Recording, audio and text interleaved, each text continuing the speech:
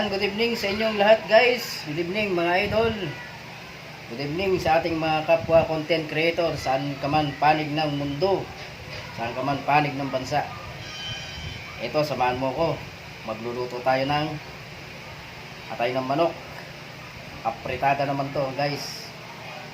So tara, samahan nyo ako magluto ngayong gabi. Lalagay muna tayo ng mantika sa ating kawali. Ayan.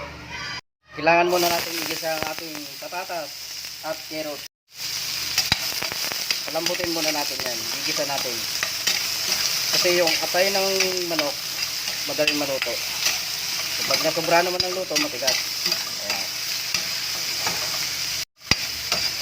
Halo-haluin lang natin guys. Para pumantay yung kanyang pagkakaluto, pagkakagisa. Ayan, okay na yan guys. Hihinaan ko lang ang ating apoy. Kung makikita nyo, nilagay natin sa isang gilid para magigisa tayo ng bawang at saka sibuyas dito sa kabilang gilid. Pinagsabay ko na para hindi sila masyadong masunog. Namiss ko magluto so magluluto naman tayo ngayon ng chicken liver apritada. Ayan. Uunahin ko lang itong puso ng manok. Kasi yung binili kong atay ng manok may kasamang puso. Kasi yung puso matigas. So, unahin na natin yan.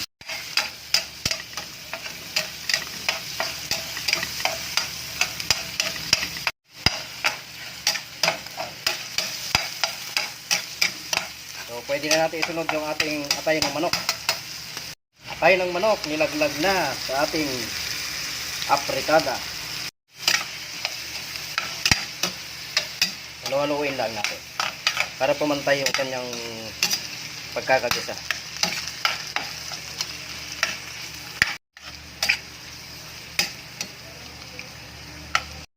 Lalaglagan ko to ng 2 kutsarang toyo. Ayan. Siyempre ang ating oyster sauce, kunti lang, kalahati nito nasa sachet. Yun. Kaya halo na natin pati ang ating gulay.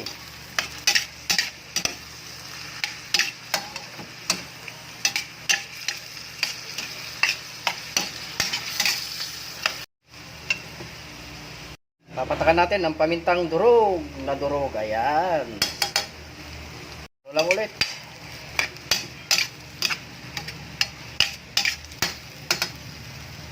Lalaglag ko ating tomato sauce.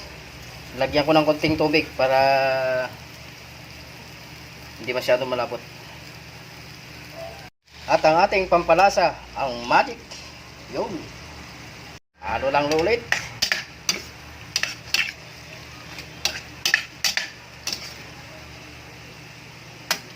Nalaglag ko na ang ating green peas. At ang ating pangpinali sa chicken liver apritada. Ayan. Haluin ko lang guys. Ang kulay sarap.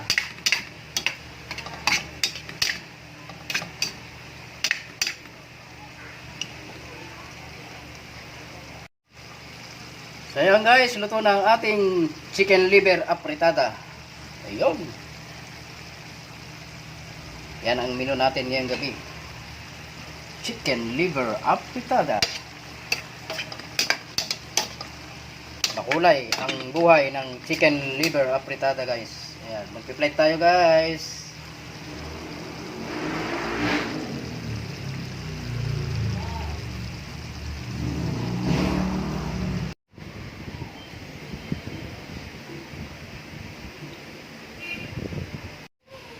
Ayan guys, luto na ang ating recipe ngayong gabi, yung chicken liver apritada.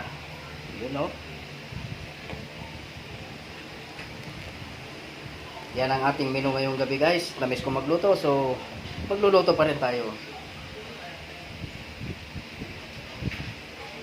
Ayan. Sarap. So, kailangan natin tikman to guys. Papakita ko sa inyo. Kasi, niluto ko, kailangan natin tikman.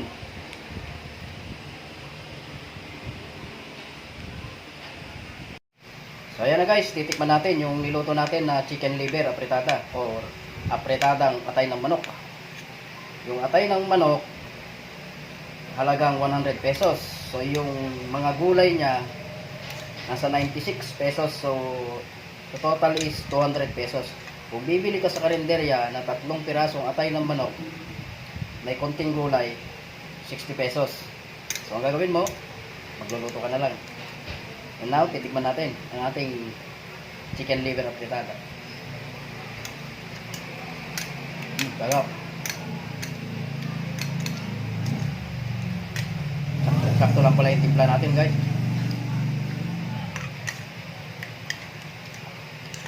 Di bali na matabang, huwag lang maalat.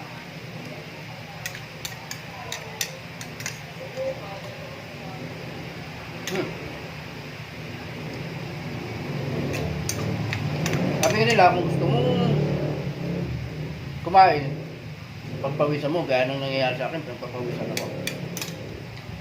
Sarapan mo na, kasi ikaw rin ang kakain niya. Oh?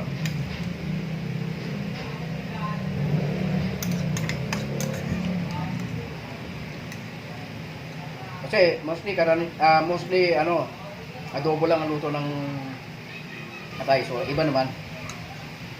Sarapan natin para masarap kumain.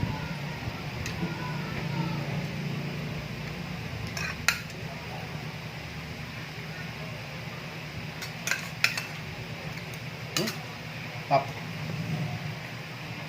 Ayan guys, kung nagustuhan mo ang ating video, share mo na, mag-comment at mag-react ka na rin. And kung hindi ka pa nakapalo sa akin, mag-follow ka na and mag-subscribe ka na, kasi marami pa tayong lulutuin gabi-gabi. Yung mga kaya lang nating luto. So thank you sa inyong panonood. Bye bye.